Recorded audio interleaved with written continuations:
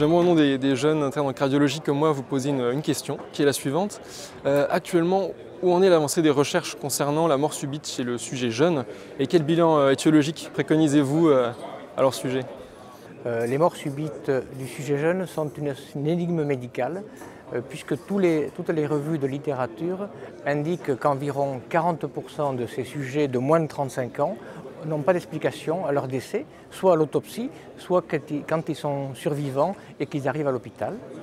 Et le bilan classique de ces patients, c'est bien sûr l'électrocardiogramme est normal, l'IRM doit être faite pour éliminer toute affection myocardique, la coronarographie, et puis il y a deux tests pharmacologiques fondamentaux qui sont le test à l'isuprel pour éliminer une affection catécholergique et l'ajmaline ou le flécaïne pour éliminer un brugada.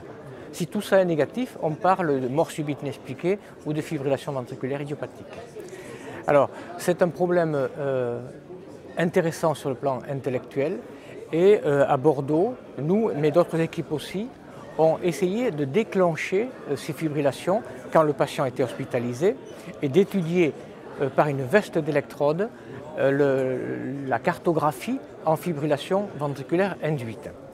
Et la surprise a été que, alors qu'on s'attendait à ce que les rotors, les tourbillons, diffusent dans tout le myocarde, chez une bonne partie de ces patients, il y avait un clustering, une localisation de ces tourbillons, comme s'il y avait un phénomène d'attraction au niveau du myocarde. Et nous avons regardé par un cathéter, non pas seulement endocavitaire, mais aussi péricardique, on a regardé l'emplacement des tourbillons, qu'est-ce qu'il y avait de spécial en termes électrophysiologiques. Et la surprise a été de constater que chez 2/3 des cardiopathies, des morts subites inexpliquées, on trouve des foyers d'électrogrammes anormaux, comme s'il y avait une petite myocardite, une petite dysplasie. Et donc l'idée que l'on se fait, c'est que 2/3 de ces morts subites inexpliquées seraient une affection myocardique localisée, dont d'ailleurs la physiopathologie reste à découvrir. Et vous me direz quid du tiers restant.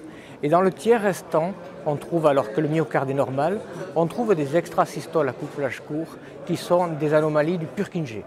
Donc on a envie de dire peut-être que l'énigme des morts subites inexpliquées va se réduire considérablement. Il y aura des affections myocardiques et il y aura des affections du Purkinje de tissus indépendants.